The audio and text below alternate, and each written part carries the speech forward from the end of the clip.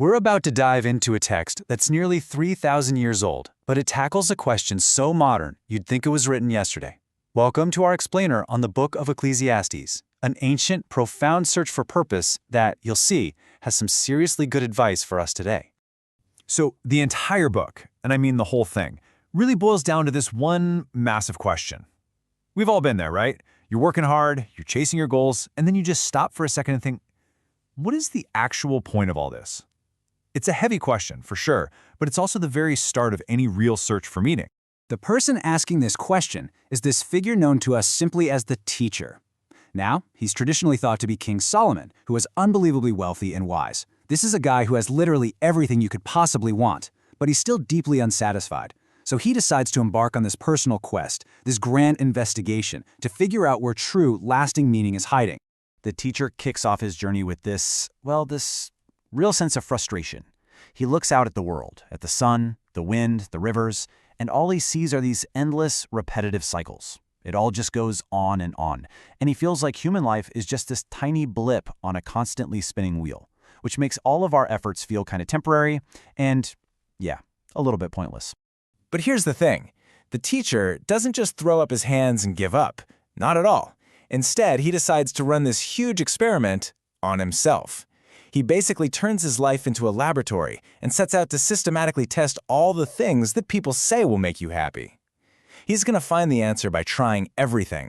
And believe me, he goes all in. First, he just dives headfirst into pleasure. Parties, comedy, wine, every kind of entertainment he can find. When that feels empty, he pivots. He starts these massive building projects, huge houses, incredible parks. And when that's not enough, he goes after wealth, piling up more gold and silver than anyone around. He takes each of these paths to its absolute limit. So, after all of that, his conclusion is one of the most famous lines from the entire book. He realized that pleasure fades, that his incredible projects will just be left for someone else, and that all the money in the world can't buy real satisfaction. Now, the key insight here isn't that these things are bad. It's that when you pursue them as the ultimate source of meaning, they're like chasing after the wind. You can feel it for a second, but you can never, ever grab hold of it. And this is where the story takes a huge turn. After failing to control life and squeeze meaning out of it, the teacher has this really profound realization. He starts to see that the point isn't to control everything, but to accept life's natural flow, its rhythms.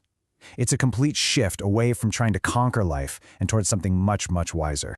He now sees life as a collection of different seasons. There are times for joy and times for sorrow, right? Times for building things up and times for letting things go. Trying to live only in the good times just leads to frustration.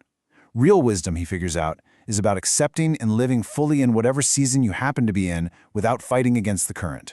So the teacher has one last path to explore. He's already dismissed pleasure, big projects, and wealth. But what about wisdom? What about knowledge? Surely living a wise and thoughtful life, that has to be the key to meaning. So this becomes his final experiment. And you know what? He does find that wisdom has immense value. He says it's way better to be wise than to be a fool. Wisdom is like having a light to help you see in the dark. It helps you navigate life, make better choices, and avoid a lot of unnecessary pain. So yeah, it's definitely a good thing. But then comes the big reality check. As valuable as wisdom is, it has a hard limit, a final boundary. It cannot stop the great equalizer, death. In the end, both the wise person and the fool share the exact same fate. And this realization keeps him from turning wisdom into just another idol, another empty thing to chase. It too is limited. So, where does that leave us? After he's taken apart every popular idea about happiness and success, after he's stared into the harsh realities of life and death, the teacher finally lands on his conclusion. He's found an answer to that huge question he asked way back at the beginning. And here it is. Meaning isn't some destination you arrive at, or some prize you win at the end of the game. It's actually woven into the fabric of your everyday life. It's in the simple joy of a good meal, the satisfaction of your work, the company of people you care about, all of it held with a sense of awe for the mystery of it all.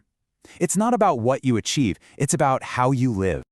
So, the teacher's whole journey leaves us with this surprisingly practical guide.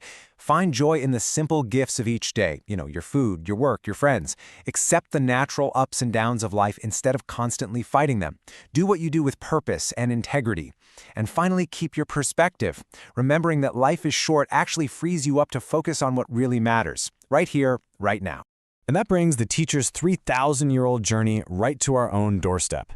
His conclusion really becomes a question for each of us.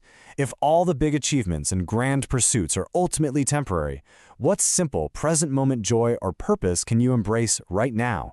Because according to the teacher, that's where meaningful life actually begins.